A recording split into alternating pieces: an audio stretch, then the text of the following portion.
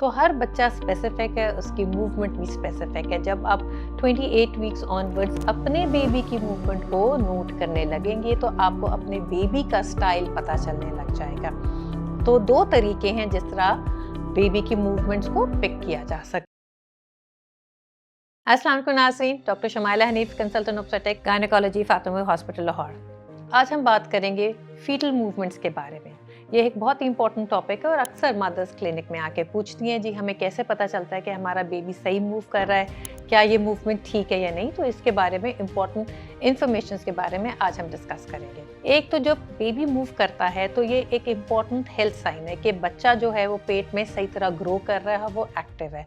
जो बेबी की मूवमेंट्स हैं वो बहुत अर्ली होने लग जाती है, एज अर्ली एज 10 वीक्स।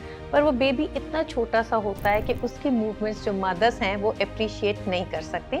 जब आप 10 वीक्स पे अल्ट्रासाउंड कराते हैं तो आपके अल्ट्रासाउंड से क्लियरली नज़र आ जाता है कि आपका बेबी बहुत एक्टिवली मूव कर रहा है। मदर्स को पता चलता है ऑलमोस्ट अराउंड 18 से 22 वीक्स। जिनकी फर्स्ट प्रेगनेंसी है, कई दफ़ा उनको 20 से 22 वीक्स तक अंदाज़ा होता है कि उनको मूवमेंट्स फील होने लगी हैं। और वो मदर्स जिनके पहले प्रेगनेंसीज हुई हैं, ऑब्वियसली उनका एक्सपीरियंस ज़्यादा रहता है, तो वो एज अर्ली एज 17-18 वीक्स तक भी अप्रिशिएट कर सकती हैं मूवमेंट्स। अब मूवमेंट्स कैसी होती हैं? शुरू में ऑब्वियसली बेबी बहुत छोटा होता है, इसलिए उसकी मूवमेंट्स भी बहुत ही सॉफ्ट होती हैं।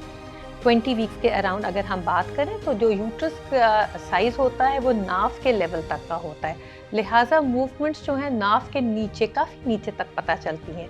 और ये मूवमेंट्स छोटी छोटी सी होती हैं, जैसे बबल्स फूट रहे हैं या स्विशेस हैं, रोल्स हैं, छोटा छोटा फ्लटर है। फ्लटर का मतलब ऐसे तितली फड़फड़ा रही है, तो ये हल्की सी बेबी मूवमेंट्स शुरू हो जाती हैं। कई दफ़ा रोज़ ज़रूरी नहीं है कि आप परसीव कर सकें, कई दफ़ा 1-2 दिन के बाद भी आपको पता चलने लग जाता है कि अभी मूवमेंट हो रही हैं, 1-2 दिन नहीं पता चला।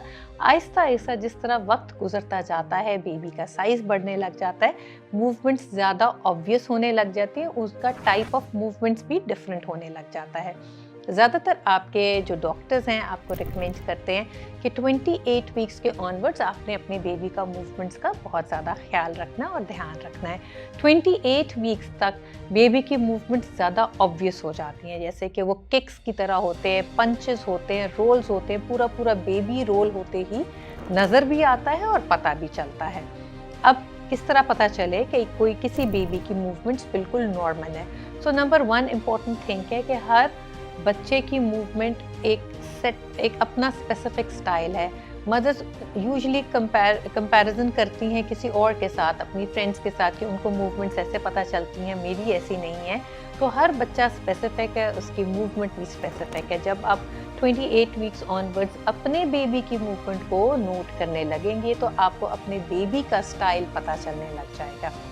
तो 2 तरीके हैं जिस तरह बेबी की मूवमेंट्स को पिक किया जा सकता है। नंबर 1 ये कि आपने 2 आवर्स में चेक करना है कि आपके बेबी की मूवमेंट्स कितनी दफ़ा होती हैं। अब 2 घंटे में अमूमन 10 से 12 मरतबा कहा जाता है। अब ये कौन से 2 घंटे हैं? ये स्पेशली जब हम खाने के बाद की बात करते हैं, शाम के वक्त या रात के वक्त।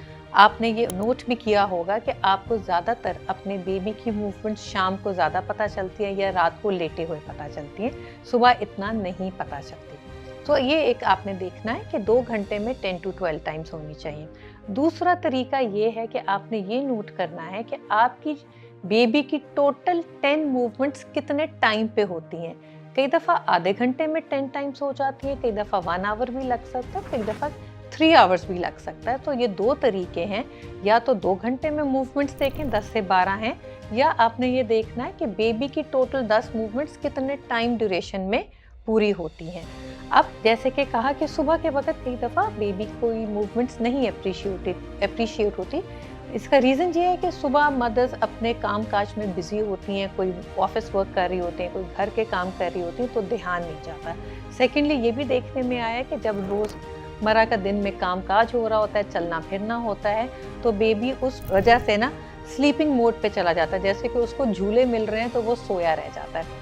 शाम के वक्त जब मदर रेस्ट करती हैं तो बेबी जाग जाता है। रेस्ट करने के बाद मदर्स जो है खुद भी ऑब्वियसली प्रॉपर मील लेती हैं, तो उसके बाद भी मूवमेंट्स एक्टिव हो जाती हैं, क्योंकि बच्चे को भी ग्लूकोज मिलता है और वो एक्टिव हो जाता है। तो इसलिए हमेशा कहते हैं कि शाम या रात को आप नोट करें, वही आपको ज़्यादा पता चलता है कि आपकी मूवमेंट्स किसी टाइम पे ज़्यादा हैं, वो आप अपना स्टैंडर्ड रख लें। और जब आपको लगे कि किसी एक दिन आपको इतनी मूवमेंट्स नहीं लगी जो कि अमूमन इस टाइम ड्यूरेशन में इतनी होती थी, उस वक़्त फिर आपने अपने डॉक्टर को इन्फॉर्म करना है। कभी कभी अगर घर में आपको मूवमेंट्स ना फील हुई तो कौन से आपको घरेलू टिप्स लेने चाहिए बेबी को एक्टिव करने के लिए। तो ये देखने में आया कि अगर आप कोई मीठी चीज़ ले लें, जैसे कि मिठाई ले लें या कोई जूस पी लें, उससे मूवमेंट्स शुरू हो जाती हैं, या आप एक प्रॉपर मील ले लें, उसके बाद भी मूवमेंट शुरू हो जाती हैं, या आप वॉक पे चले जाएं, या खुद अपने हाथ से अपने बेबी बम का जो है पेट को ज़रा हिलाएं, झटका दें, उससे भी मूवमेंट शुरू हो जाती है। कई दफ़ा देखा है कि अगर आप लाउड म्यूज़िक सुने, उससे भी मूवमेंट्स शुरू हो जाती हैं। अगर आपको लग रहा है कि आप ऑलमोस्ट 4 आवर्स 5 आवर्स गुजर गए हैं उस स्पेसिफिक टाइम में जब नॉर्मली आपका बेबी मूव करता है और आप इतनी ज़्यादा मूवमेंट नहीं है या मूवमेंट बिल्कुल भी नहीं है, तो आपने ज़रूर अपने डॉक्टर को इन्फॉर्म करना है या आप हॉस्पिटल जाएं ताकि आपकी एवैल्यूएशन हो सके। जब आप हॉस्पिटल जाते हैं, आपके डॉक्टर आपका डिटेल मुआयना करते हैं, आपकी बेबी की हार्ट बीट चेक करते हैं, कई दफ़ा आपके बेबी का हार्ट का ट्रेस भी लेते हैं जिसको हम कार्डियोटोपोग्राफी कहते हैं। और कभी कभी ऐसा भी होता है कि आपका अल्ट्रासाउंड प्लान किया जाए, साथ में अल्ट्रासाउंड में डॉपलर स्कैन, जिससे ये डिटरमिन होता है कि आवल से बच्चे को कितना ब्लड फ्लो जा रहा है। ऐसा प्लानिंग भी हो सकती है। अमूमन मोस्ट केसेस में वक्ती तौर पे शायद मूवमेंट कम हो, ये सारे टेस्ट नॉर्मल निकलें और तसल्ली हो जाए। बहुत कम चांस है कि कोई प्रॉब्लम डिटरमिन हो कि बेबी की मूवमेंट किसी ना किसी प्रॉब्लम की वजह से कम है। उस वक्त आपके डॉक्टर अप्रोप्रिएट एक्शन अकॉर्डिंगली ही लेंगे। क्या रीजंस हो सकते हैं कि अगर किसी की बेबी मूवमेंट्स कम हो? ये देखने में आया है कि अगर किसी को कोई मेडिकल डिसऑर्डर्स हैं, जैसे कि ब्लड प्रेशर है, शुगर है, वैसे भी ऐसी हर मदर को हम कहते हैं कि अपनी मूवमेंट नोट करें, पर जिनको मेडिकल डिसऑर्डर्स हैं उसमें हम स्पेसिफिकली कहते हैं कि मूवमेंट्स का बहुत ही ध्यान रखना है, क्योंकि इन मेडिकल कॉम्प्लिकेशंस की वजह से आवल पे कोई ना कोई असरात हो सकते हैं। बच्चे को जाने वाला खून का बहाव कम हो सकता है, जिससे फिर उसकी मूवमेंट्स भी कम हो सकती हैं। अगर किसी वजह से बच्चे का आसपास का पानी भी कम हो जाए, उससे भी मूवमेंट्स कम हो सकती हैं। बच्चे की खुराक में कमी हो जाए, उससे भी मूवमेंट्स कम हो सकती हैं।